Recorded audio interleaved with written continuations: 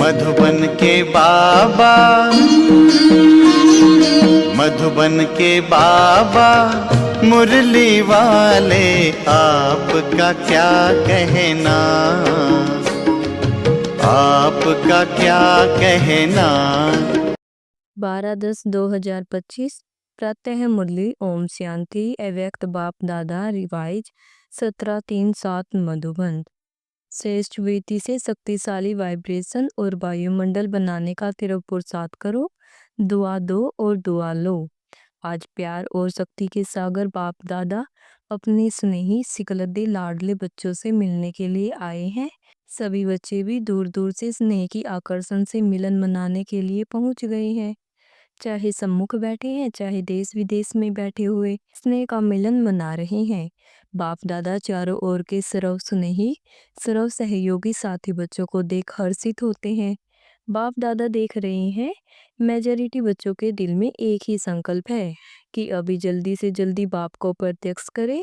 बाप कहते हैं सभी बच्चों का उमंग बहुत अच्छा है, लेकिन बाप को प्रत्यक्ष तब कर सकेंगे जब पहले अपने को बाप समान संपन्न संपूर्ण प्रत्यक्ष करेंगे। तो बच्चे पूछते हैं बाप से कि कब प्रत्यक्ष होगा, और बाप बच्चों से पूछते हैं कि आप बताओ आप कब स्वयं को बाप समान प्रत्यक्ष करेंगे। अपने संपन्न बनने की डेट फिक्स की है। फौरन वाले तो कहते हैं 1 साल पहले डेट फिक्स की जाती है।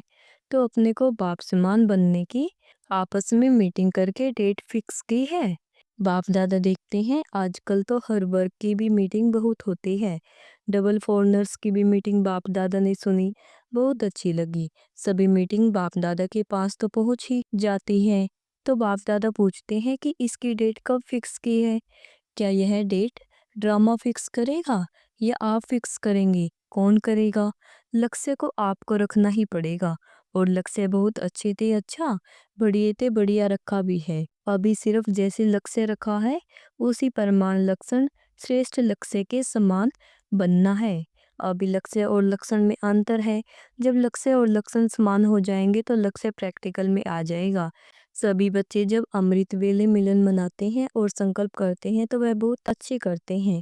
बाप दादा चारों ओर के हर बच्चे की रूहानी हान सुनते हैं, बहुत सुंदर बातें करते हैं, पुरुषार्थ भी बहुत अच्छा करते हैं। लेकिन पुरुषार्थ में एक बात की तीव्रता चाहिए। पुरुषार्थ है लेकिन तीव्र पुरुषार्थ चाहिए। तीव्रता की दृढ़ता उसकी एडिशन चाहिए। बाप दादा की हर बच्चे के प्रति यही आशा है कि समय प्रमाण हर एक तीव्र पुरुषार्थी बने, चाहे नंबरवार है। बाप दादा जानते हैं, लेकिन नंबरवार में भी तीव्र पुरुषार्थ सदा रहे, उसकी आवश्यकता है। समय संपन्न होने में तीव्रता से चल रहा है, लेकिन अभी बच्चों को बाप समान बनना ही है। यह भी निश्चय ही है, सिर्फ इसमें तीव्रता चाहिए। हर एक अपने को चेक करे कि मैं सदा तीव्र पुरुषार्थी हूँ, क्योंकि पुरुषार्थ में पेपर तो बहुत आते ही हैं और आने ही हैं, लेकिन तीव्र पुरुषार्थी के लिए पेपर में पास होना इतना ही निश्चित है कि तीव्र पुरुषार्थी पेपर में पास हुआ ही पड़ा है। होना है नहीं, हुआ ही पड़ा है, यह निश्चय है। सेवा भी सभी अच्छी रुचि से कर रहे हैं, लेकिन बाप दादा ने पहले भी कहा है कि वर्तमान समय के प्रमाण एक ही समय पर मनसा वाचा और कर्मणा अर्थात चलन और चेहरे द्वारा तीनों ही प्रकार की सेवा चाहिए। मनसा द्वारा अनुभव कराना, वाणी द्वारा ज्ञान के खजाने का परिचय कराना, और चलन व चेहरे द्वारा संपूर्ण योगी जीवन के प्रैक्टिकल रूप का अनुभव कराना। तीनों ही सेवा एक समय करनी है, अलग अलग नहीं। समय कम है और सेवा अभी भी बहुत करनी है। बाप दादा ने देखा कि सबसे सहज सेवा का साधन है वृत्ति द्वारा वाइब्रेशन बनाना और वाइब्रेशन द्वारा वायुमंडल बनाना, क्योंकि वृत्ति सबसे तेज साधन है। जैसे साइंस की रॉकेट फास्ट जाती है, वैसे आपकी रूहानी शुभ भावना शुभकामना की वृत्ति दृष्टि और सृष्टि को बदल देती है। एक स्थान पर बैठे भी वृत्ति द्वारा सेवा कर सकते हैं। सुनी हुई बात फिर भी भूल सकती है, लेकिन जो वायुमंडल का अनुभव होता है वह भूलता नहीं है। जैसे मधुबन में अनुभव किया है कि ब्रह्मा बाप की कर्म भूमि, योग भूमि, चरित्र भूमि का वायुमंडल है। अब तक भी हर एक उसी वायुमंडल का जो अनुभव करते हैं वह भूलता नहीं है। वायुमंडल का अनुभव दिल में छप जाता है। तो वाणी द्वारा बड़े बड़े प्रोग्राम तो करते ही हो, लेकिन हर एक को अपनी श्रेष्ठ रूहानी वृत्ति से, वाइब्रेशन से वायुमंडल बनाना है। लेकिन वृत्ति रूहानी और शक्तिशाली तब होगी जब अपने दिल में, मन में किसी के प्रति भी उल्टी वृत्ति का वाइब्रेशन नहीं होगा।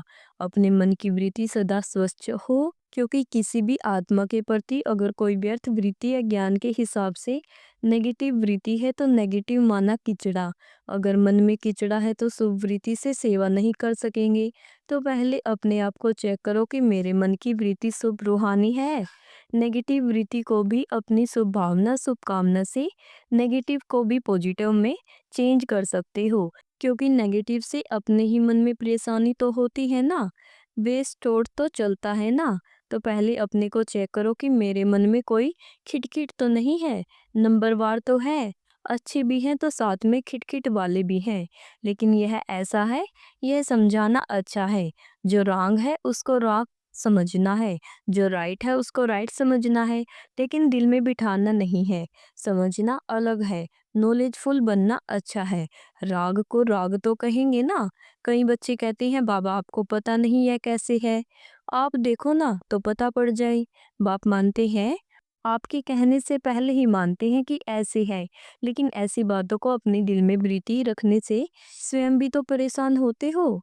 और खराब चीज अगर मन में है, दिल में है, तो जहाँ खराब चीज है, वेस्ट थॉट्स है, वह विश्व कल्याणकारी कैसे बनेंगे। आप सभी का ऑक्यूपेशन क्या है। कोई कहेंगे हम लंदन के कल्याणकारी हैं, दिल्ली के कल्याणकारी हैं, यूपी के कल्याणकारी हैं, या जहाँ भी रहते हो, चलो देश नहीं तो सेंटर के कल्याणकारी हैं। ऑक्यूपेशन सब यही बताते हैं कि विश्व कल्याणकारी है। तो सब कौन है विश्व कल्याणकारी हो, है तो हाथ उठाओ। सभी ने हाथ उठाया।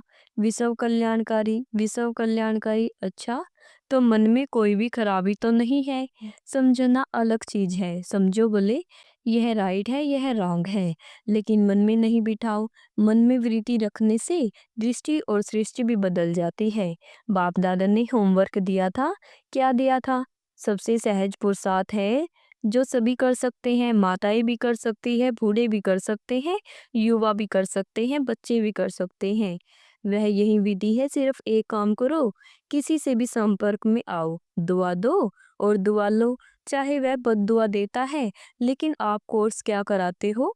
नेगेटिव को पॉजिटिव में बदलने का। तो अपने को भी उस समय कोर्स कराओ। चैलेंज क्या है? चैलेंज है कि प्रकृति को भी तमोगुणी से सतोगुणी बनाना ही है। यह चैलेंज है ना? है।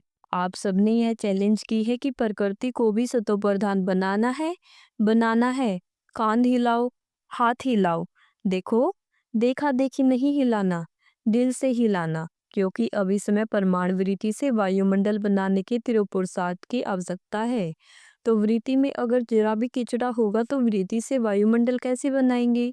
प्रकृति तक आपका वाइब्रेशन जाएगा, वाणी तो नहीं जाएगी, वाइब्रेशन जाएगा, और वाइब्रेशन बनता है वृत्ति से, और वाइब्रेशन से वायुमंडल बनता है।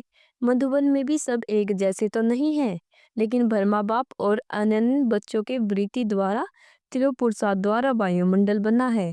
आज आपकी दादी याद आ रही है। दादी की विशेषता क्या देखी, कैसे कंट्रोल किया? कभी भी कैसी भी वृत्ति वाले की कमी दादी ने मन में नहीं रखी, सभी को उमंग दिलाया। आपकी जगदम्बा माँ ने वायुमंडल बनाया, जानते हुए भी अपनी वृत्ति सदा शुभ रखी, जिसके वायुमंडल का अनुभव आप सभी कर रहे हो। चाहे फॉलो फादर है, लेकिन बाप दादा हमेशा कहते हैं कि हर एक की विशेषता को जान, उस विशेषता को अपना बनाओ। और हर एक बच्चे में यह नोट करना, बाप दादा का जो बच्चा बना है, उस एक एक बच्चे में चाहे तीसरा नंबर है, लेकिन यह ड्रामा की विशेषता है, बाप दादा का वरदान है। सभी बच्चे में चाहे 99 गलतियां हो, लेकिन एक विशेषता जरूर है, जिस विशेषता से मेरा बाबा कहने का हकदार है। परवश है, लेकिन बाप से प्यार अटूट होता है।